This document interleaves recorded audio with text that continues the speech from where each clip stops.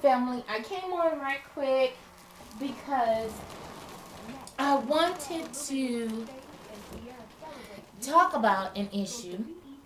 Well, not so much of an issue, okay? I'm sitting here right now and I'm watching Black Girls Rock. And I have to tell you that, oh my God, I feel so. This has truly, truly, truly been a powerful, powerful, eye opening weekend for me. Um, I'm sitting here and I'm watching. I started off the weekend with a fabulous movie, and now I'm ending my weekend with a show that is just wow. Okay. Um, I'm watching Black Girls Rock, and I've been eating sunflower seeds, so excuse me. But anyway, what I want to come on here and say, how beautiful are we? How beautiful are we? I mean, because I'm sitting here and all of these thoughts are going through my mind. You know, my mind never stops. My mind is always working, clicking on all cylinders on so many different things. It's a wonder that I really get some sleep because, you know, and my sleep is always choppy because I'm always thinking about different things to talk about with you guys, things that I need to share with my children, things I need to do with them, um, uh, things to cook, and you know what it is that Tina wants to do with the rest of her life.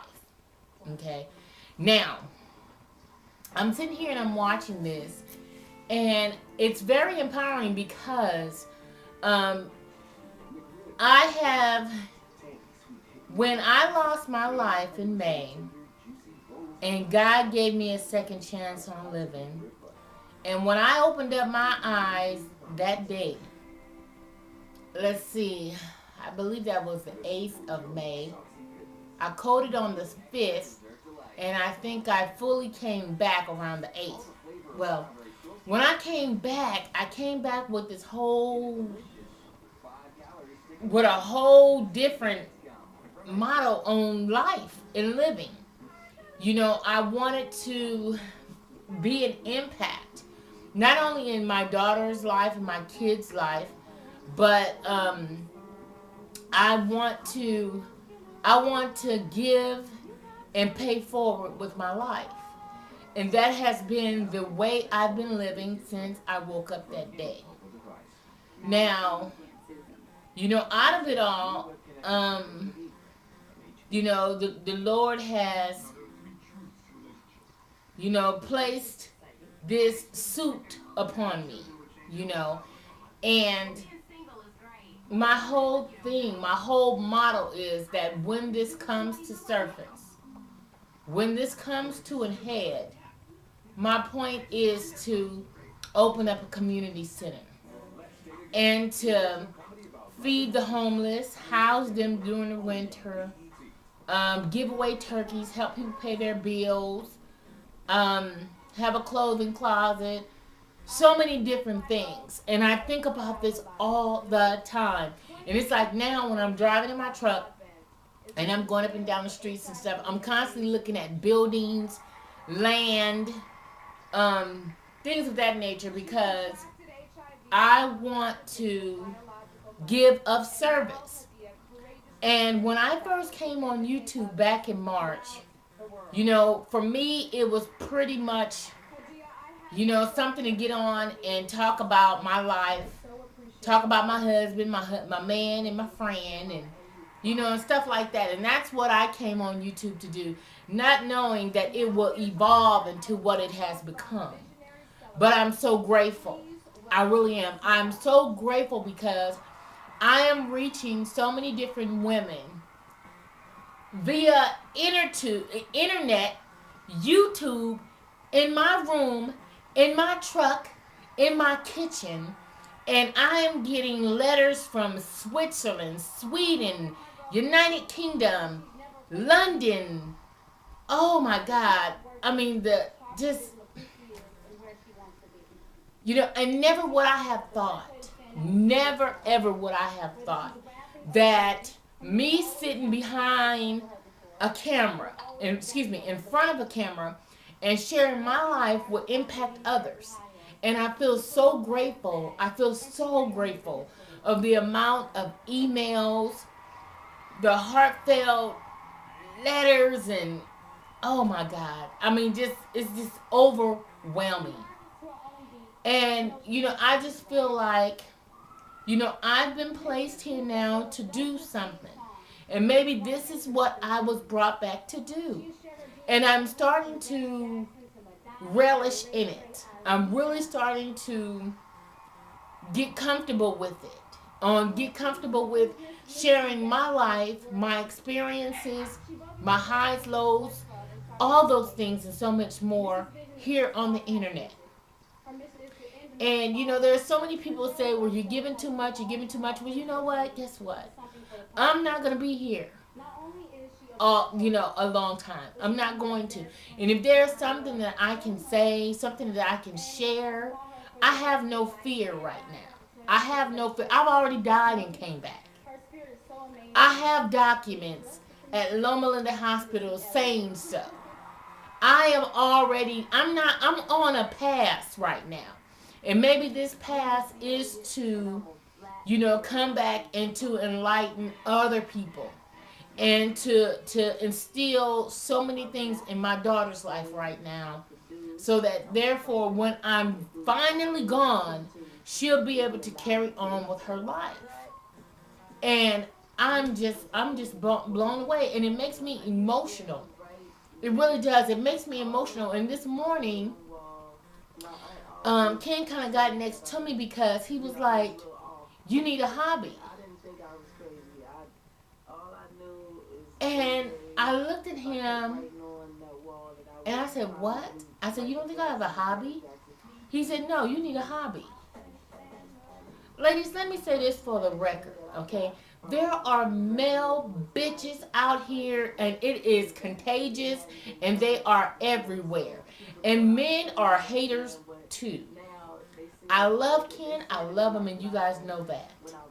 But this YouTube thing, he is hating on this. He can't stand it with a passion. And he wants to stop my growth here. I will not allow him to silence me from you guys. I'm not going to allow it. He will have to go. He will have to go because I come on here and I'm motivated by a higher power and by you guys to come in and speak on certain things that a lot of people are just not sharing. Now I do notice, now that I'm watching different people's videos, in the beginning when I was watching people's videos and things like that on YouTube, everybody was doing hair, makeup, tutorials on wigs, makeup. Every now and again, you will hear somebody talk about something that's pertinent to life. Because all of this shit is superficial. This is not going to help us to stay in life or be productive citizens. It's not going to. It makes us look good for the moment. And at the end of the day, when you pull all this shit off, you are still who? Tina. What is it? What? But now that I'm beginning to notice, people are beginning to open up more. And I'm not saying that I was a catalyst for that. I will never take the credit for it. I'm just saying personally, when I began watching YouTube, and maybe I hadn't seen enough of it, maybe I hadn't watched a whole bunch of channels, maybe I hadn't, and maybe that's the case, but the channels that I was watching, they were not talking about issues that's pertinent to the living. Everything was superficial. And now I'm beginning to see so many people are opening up about their lives, about what's going on in their lives, and everything is not foo-foo and fancy. Everything is not that way. And I'm starting to see now that people are starting to open up. You know, I'm starting to see a little bit more cussing because y'all know I can cuss like a motherfucking sailor. And that's just my get down. I'm always going to be her. I have to embrace that. That's who Tina is. Now, hell yeah, I can come on here and be as intellectual as shit. I've been to school. I got numbers and, letters behind my name. I'm no dummy. I'm not illiterate, ignorant, dumb, stupid. None of those things. None of those things. But one thing I am is multifaceted. And one thing I know is that I was brought here to be of service to you guys, to give my life and all those many things. And I love it. I'm accepting this. I welcome you guys to come in, sound off with your girl. I love you dearly. I'm not saying this just for some shit to say. I say this because I mean it. You know, I mean, I got a message from one of my girls yesterday, and she was telling me how, you know, she had went by the house. I believe her stepfather was there, and he was telling her to come and help me wake up your mom. And her mom had died that day. And her mom had died amongst her children. And, you know, and I just felt it for her because that happened the same way to me. My kids were in the bed with my mother when she died. And my ass was out in New York City working on a calendar promotion. At that time, I was heavily into modeling and all that stuff at that time. And so I was coming out with a calendar at that time. And while I was gone, that's when my mom had died and my kids were in the bed with her. And so it was at that moment that my life changed. And I completely let all that shit go. And I began to concentrate more on my children, rearing them, and raising them on my own. Because when my mom was living, I depended upon her so much to help me with my kids. I was just going through separation with my husband, and I was going through all this other shit. And my mom was there. My dad had passed on, so it was just me, my mom, and my 3 kids. And that was it. Even though I had siblings, you know, my mom was everything. Everything to me.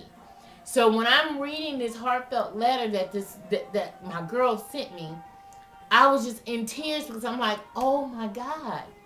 That is the same scenario. Almost T for T and I for I. And I love you, sister. I love you. And I'm here for you. And, you know, by all means, you guys are welcome to I Am Me. It comes directly to my LL account. On my phone, when you guys' messages come up on there, it hits me on my hip. And I'm always readily available for you guys. Like, for real. And I feel like if more of us women are there for one another and come together and clasp arms around each other and help rear these children, especially our daughters, it will make for a better place to be and a better place to live. And I love you guys dearly. And on that note, before I get to tearing up, because you guys know I will go there at the drop of a dime. So until I get into that mode, I say to you good night, and I love you so much. Deuces. Bye.